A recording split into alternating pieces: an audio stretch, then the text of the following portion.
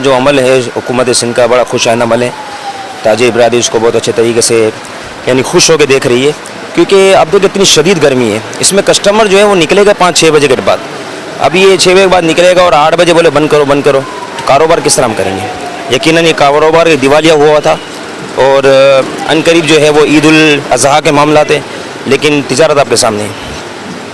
کیا کہیں گے گورنمنٹ کو اور بھی ایسے ریلیف پیکیجز دینا چاہیے اور سستا تھوڑی مہنگائی کو کنٹرول کرنا چاہیے؟ دیکھیں حکومت کا کام یہی ہے کہ عوام کو فائدہ دے.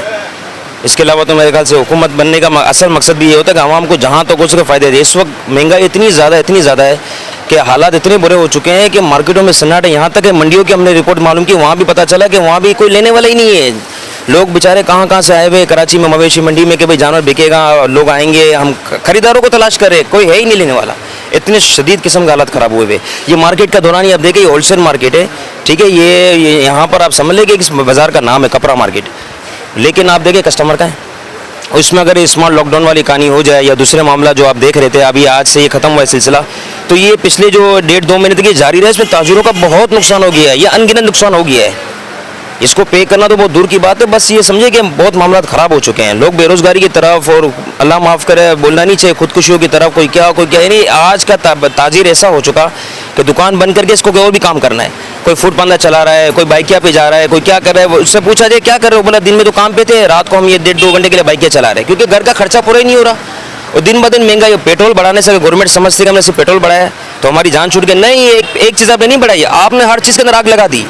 آپ کے پیٹرول کے اوپر اگر 10-15 روپے آپ نے بڑھائے نا, تو یہ 10-15 سے پیٹرول پہ نہیں بڑھے, بلکہ یہ تمام چیزوں پہ آپ نے بڑھا دیے. بجلی, گیس, آپ کا سمجھو مینٹیننس, ہر چیز میں اضافہ ہو گیا.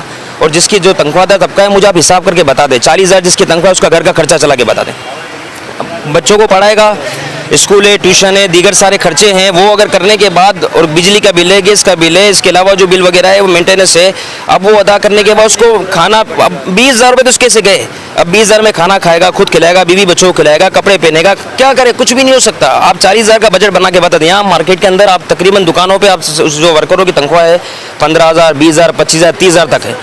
بہت اگر ہو گئے 40,000 تنخواہ ہے. اب 40,000 تنخواہ کا بجٹ تو بنا ہے, بجٹ بنے گا ہی نہیں آپ سے. آپ مجھے سوچے, جو حکومت ہے, حکومت کی ذمہ داری ہے کہ بھائی یہ 40,000 کا بجٹ ہم بنا کے دے رہے ہیں, اب اس سے جو بندہ ہے اس کا گھر کا خرچہ ہو ہی نہیں رہا. جب نہیں ہوگا تو کیا کرے گا بندہ؟ حکومت کو کوئی میسیج دینا چاہیں گے؟ دیکھیں, میرا حکومت کو یہی میسیج ہے کہ اللہ تعالیٰ ان کو عقل سلیم نصیب فرمائے, اور یہ جس طرح اپنے بیوی بچوں کے بارے میں سوچتے, اپنے لیے کھانا, اپنے ورثہ کے بارے میں سوچتے, یہ عوام کے بارے میں سوچے. ان کا یہ فریضہ ہے. سیدنا فاروق اعظم رضی اللہ تعالیٰ عنہ کی شان دے کے فرمایا, دریا نیل کے کنارے اگر ایک کتا مرتا ہے نا, بروز محشر عمر اس کا بھی جواب دے ہوگا.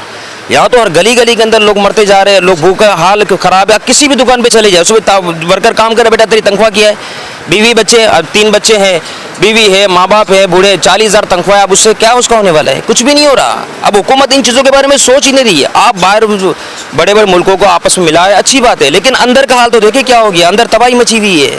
آپ دنیا والوں کو اچھے میسج دے رہے کہ ہمارا ملک یہاں پہنچ گیا, بہت اچھی بات ہے, لیکن اپنے ملک کا حال تو دیکھیں, اندر کا حال کیا ہوا ہے.